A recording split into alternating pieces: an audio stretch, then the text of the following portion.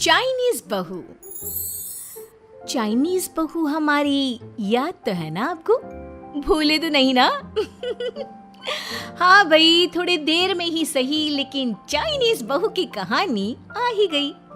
क्या हो रहा है ये देश में? चाइना ने तो आतंकी मचा रखा है। अरे क्या हो गया? क्यों चाइना को कोसता रहता है?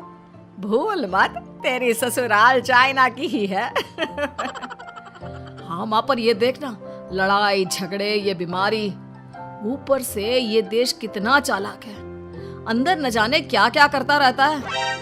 तभी अंदर से बहू की चिल्लाने की आवाज आती है। अरे क्या हो गया बहू, क्यों चिल्ला रही है? माँ जी, ये देखिए, ये रूस ने यूक्रेन की हालत क्या कर दी है। ऊपर से चाइना में दोबारा लॉकडाउन लग गया है। माँ जी, अब क्या किया जाए? अरे तो तुम लोगों को क्या परेशानी हो रही है, मैं तो यही नहीं समझ पा रही हूँ। वो क्या है ना माँ, हम लोग चाइना जाने की सोच रहे थे, सांगसू के भाई की शादी है। तो क्या? अरे कौन सा उन लोगों के यहाँ भाई घोड़ी चढ़ता है जो बहन काजल लगाकर नेक लगी? माँ जी, उसकी आंखें बहुत छोटी छोटी है, उसमें या तो पुतली रह सकती है या काजल। साले की पुतली निकाल कर काजल लगा दो, अंधा कहीं का। क्या क्या बोले तुम मेरे भाई के बारे में? अरे नहीं नहीं बहू, वो तो बोल रहा था कि तुझे नेग मिल जाएगा। हैं, बहन है ना तू उसकी। नहीं नहीं माँ जी, मैं सब समझती, ये मेरे भाई का मजाक बनाते रहते। कितना सीधा है मेरा भाई, बिल्कुल छिपकली जैसा। नहीं नहीं बहू, सीधा गाय जैसा होता है। सही पकड़े हैं माँ जी। हाँ, तो मेरे भाई की शादी है, मैं चाइना जरूर जाऊंगी। तभी एक पड़ोसन आ जाती है। अरे नहीं नहीं बहू, तू कहीं ना जा, हम लोगों का मन कैसे लगेगा तेरे बिना। ले बहू, तेरे भाई के लिए ये शॉल रख ले, हमारी तरफ से गिफ्ट कर देना। अरे सब कितने अच्छे हैं, मेरी चाइनीज बहू को कितने प्यार से तुम लोगों ने एक्सेप्ट कर लिया। सच में बड़ी भाग्यशाली हूँ मैं। कैसी बात कर रही है? ये तो हम लोगों के देश की खूबसूरती है कि हर किसी को दिल से अपना लेते हैं, बस वो भी दिल से हमें अपना समझे। कैसी बात कर रही है आंटी जी? मेरे लिए आप सब सासू माँ जैसी ही हैं। मुझे भारत बहुत अच्छा लगता है, ये सबसे अच्छा देश है, मेरा भारत महान। वैसे भी लड़के की शादी जहाँ होती है वो तो वहीं की हो जाती है ना। जीती रे बहू, सही बोल रही है।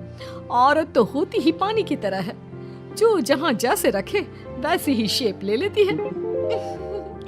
आंटी जी, ये थोड़ा सा ज्यादा हो गया, समझ नहीं आया।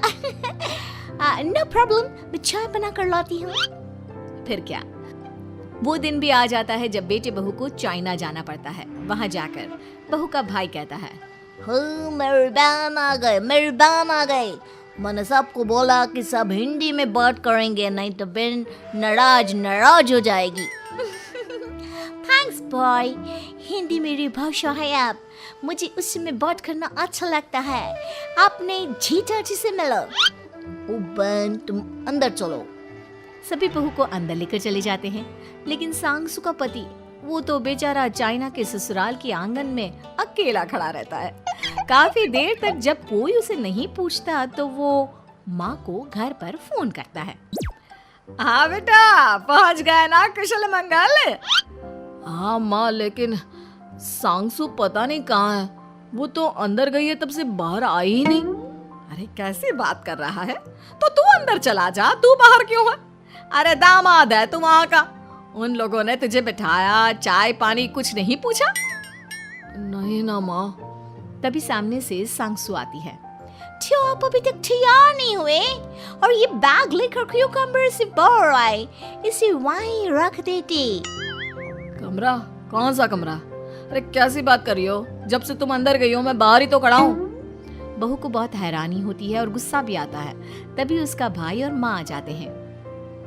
और सांगसू, अंदर खाना लग गया है।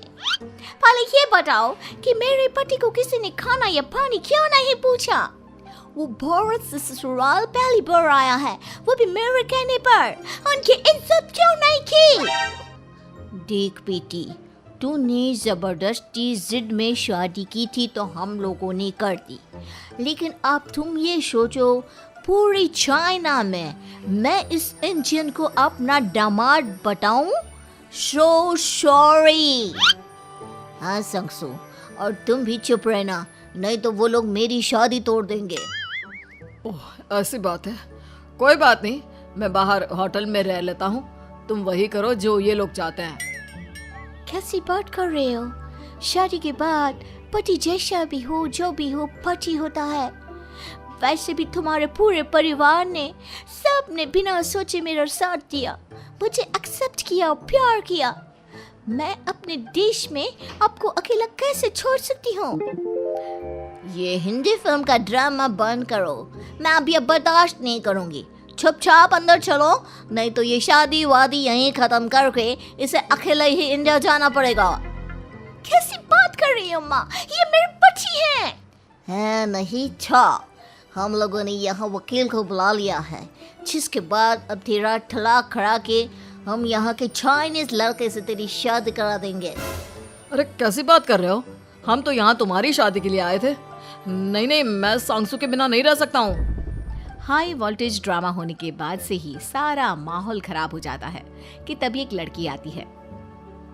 मैंने सारा इंतजाम कर दिया है, सांगसू की शादी का मंडप परसों लग जाएगा। तब तक इसके पति को कमरे में बंद कर देते हैं। सभी सांगसू के पति का हाथ बांधकर उसे कमरे में बंद कर देते हैं। ये क्या कानूनी है? आप लोग मेरे पति के साथ ऐसा नहीं कर सकते हैं। मैं किसी से शादी नहीं करूंगी, ये साफ बात है। पहले मैं अपनी शादी करूं, फिर तेरी भी शादी करवा दूंगा। सब कुछ तय हो जाता है, भाई की शादी हो जाती है।